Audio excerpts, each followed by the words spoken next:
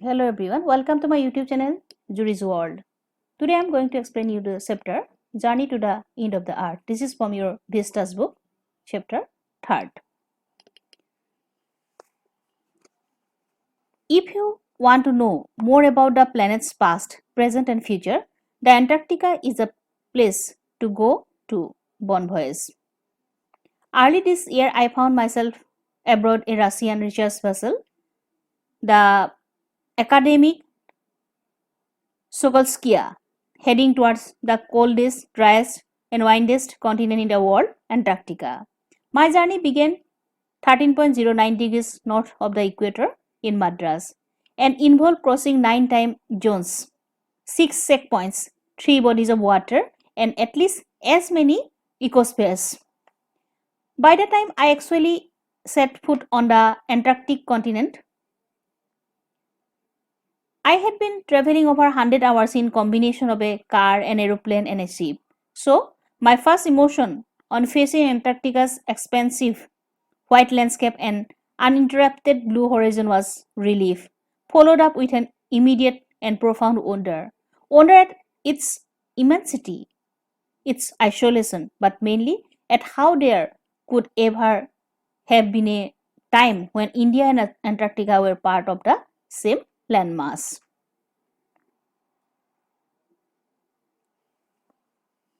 So, the narrator boarded a Russian research ship, the academic Sokolskaya. It was heading towards the coldest, driest, and windiest continent in the world, Antarctica. His journey began 13.09 degrees north of the equator in Madras. Now, Chennai. He crossed 9 time zones, 6 checkpoints, 3 bodies of water, and at least 3 ecospheres. He traveled over 100 hours in car, aeroplane, and ship to reach there. Part of the history. 650 million years ago, a giant amalgamated southern supercontinent, Gondwana, did indeed exist, centered roughly round the present day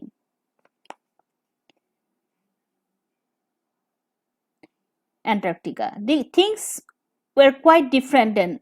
Humans had not arrived on the global scene, and the climate was much warmer, hosting a huge variety of flora and fauna. For 500 million years, Gondwana thrived, but around the time when the dinosaurs were wiped out and the age of the mammals got underway, the landmass was forced to separate into countries, shaping the globe mass as we know it today.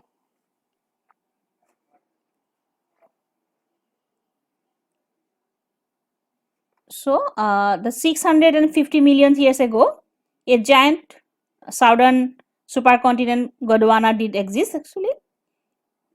It centered roughly around present day Antarctica. Human beings had not arrived on the global scene actually. It had a huge variety of flora and fauna.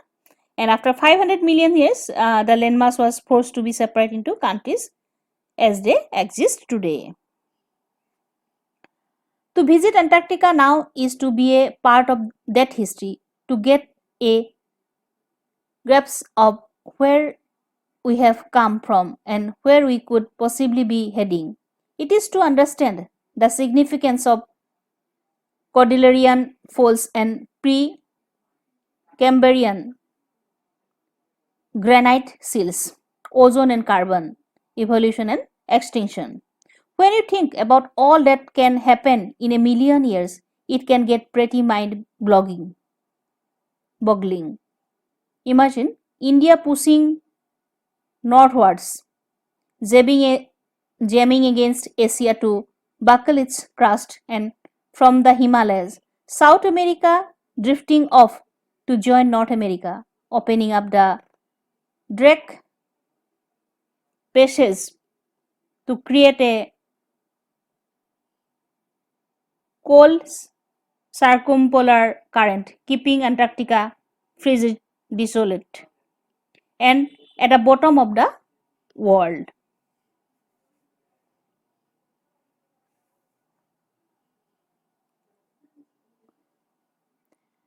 For a some worshipping South Indian like myself, 2 weeks in a place where 90% of the Earth's total ice volumes are stored in a ceiling prospect, not just for circulatory and metabolic functions, but also for the imagination.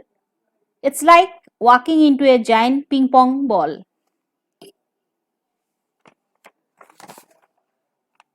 Devoid of any human markers, no trees, billboards, buildings. You lost all earthly sense of perspective and time here. The visual scale ranges from the microscopic to the mighty, midges and mites to blue whales and icebergs as big as countries. So the largest recorded was the size of Belgium. Days go on and on and on in surreal 24 hours austral summer light and a ubiquitous silence interrupted only by occasional avalanche or Kelvin ice sheet consecrates the place. It is an immersion that will force you to place yourself in the context of the Earth's geological history, and for humans the prognosis is not good. So the purpose of the visit was to know more about Antarctica, ozone and carbon evolution and extinction. 90% of the Earth's total ice volumes are stored in Antarctica, and there are no human settlement, no trees, and no buildings. Icebergs are as big as countries. Days go on and on in 24 hours austral summer light.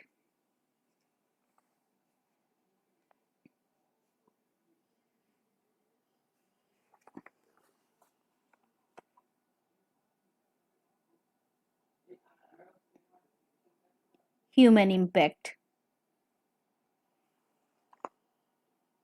Human civilization have been around for a paltry 12,000 years, barely a few seconds on the geological clock. In that short amount of time, we have managed to create quite a ruckus, etching our dominance of our nature with our villages, towns, cities, megacities. The rapid increase of human populations has left us battling with other species for limited resources, and the unmitigated burning of fossil fuels has now created a blanket of carbon dioxide around the world, which is slowly but surely increasing the average global temperature. Climate change is one of the most hotly contested environmental debates of our time. Will the West Antarctica ice sheet melt entirely? Will the Gulf Stream ocean current be disrupted? Will it be the end of the world as we know it? Maybe, maybe not. Either way, Antarctica is a crucial element in this debate, not just because it is the only place in the world which has never sustained a human population and therefore remains relatively pristine in this respect, but more importantly, because it holds in its ice cores half million years old carbon records trapped in its layers of ice. If we want to study and examine the Earth's past, present, and future, Antarctica is the place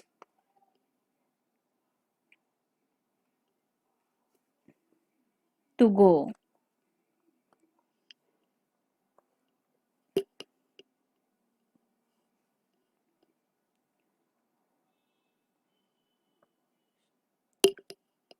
Students of on the ice, the program I was working with, and the Sokaskia aim to do exactly this by talking high, taking high school students to the end of the world and providing them with inspiring educational opportunities, which will help them foster a new understanding and respect for our planet.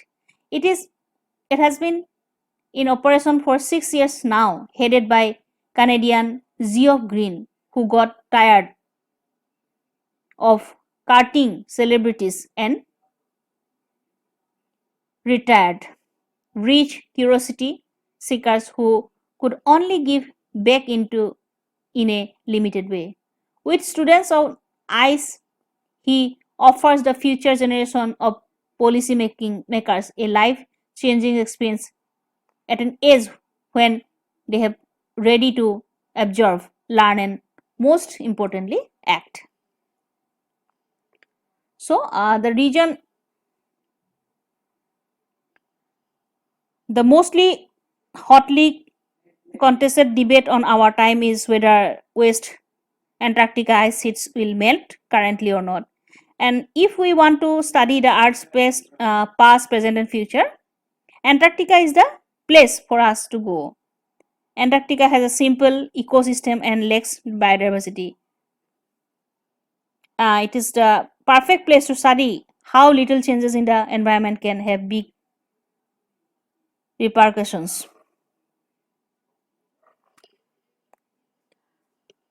The reason the program has been so useful is because it is impossible to go anywhere near the South Pole and not be affected by it. It's easy to be blessed about polar ice caps melting while sitting in the comfort zone of our respective latitude and longitude. But when you can visibly see glaciers retreating and ice shelves collapsing, you begin to realize that the threat of global warming is very real. Antarctica, because of her simple ecosystem,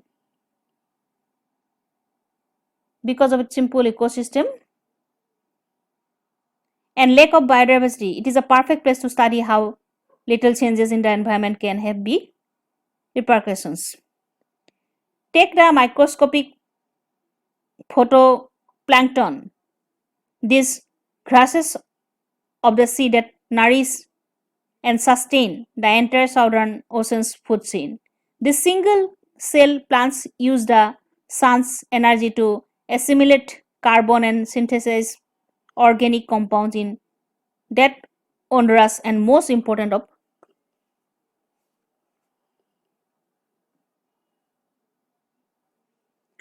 processes called photosynthesis. Scientists warn that a further depletion in the ozone layer will affect the activities of photoplankton, which in turn will affect the lives of all the marine animals and birds of the region, and a global carbon cycle. In the parable of the photoplankton, there is a great metaphor for existence. Take care of the small things, and the big things will fall into place. So, Antarctica has a simple ecosystem and lacks biodiversity, and it is a perfect place to study how little changes in the environment can have big repercussions. Scientists warn that a further depletion of the ozone layer will affect the lives of the sea animals and birds of the region. It will also affect the global carbon cycle. Walk on the ocean.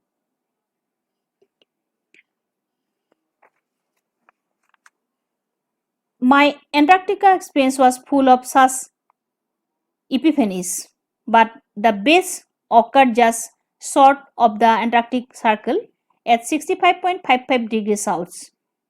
The Sokolskia had managed to wedge herself into a thick white stretch of ice between the peninsula and Tadpole Island, which was preventing us from going any further. The captain decided we were going to turn around and head back north, but before we did, we were all instructed to climb down the gangplank and walk on the ocean. So there we were, all 52 of us, knitted out in the Gore-Tex and glares, walking on a stark whiteness that seems to spread out forever. Underneath our feet was a meter thick ice pack, and underneath that 180 meters of living, breathing salt water. In the periphery, curvature, seals were stretching and sunning themselves on ice floes, much like stray dogs will do under the shades of a banyan tree. It was nothing short of a revelations. Everything does indeed connect. 9 time zones, 6 checkpoints, 3 bodies of water, and many ecospheres later. I was still wondering about the beauty of balance in play on our planet. How would it be if Antarctica were to become the warm place that it once used to be? Will we be around to see it, or would we have gone the way of the dinosaurs, mammoths, and woolly rhinos? Who's to say? But after spending 2 weeks with a bunch of teenagers who still have the idealism to save the world, all I can say is that a lot can happen in a million years, but what a difference a day makes. So, it was the most thrilling experience of the visit. They climbed down the gangplank and walked on the ocean. They were 52 persons and they were walking on a meter thick ice pack. Under the ice pack, there was 180 meters of living, breathing salt water. Seals were enjoying themselves in the sun on ice. The narrator was wondering about the beauty of the place. He wished it would not become a warm place as it used to be a million years ago. If it happens, the result can be ruinous. So, this is the story of the journey to the end of the world. So, in this story, actually, Journey to the End of the World, Tisani Doshi describes the journey to the coldest, driest, and windiest continent in the world, Antarctica. And the world's geological history is trapped in Antarctica.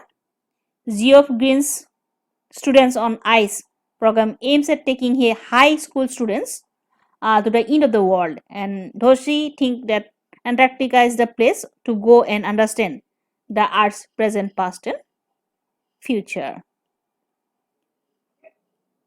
So I hope you have understood the chapter.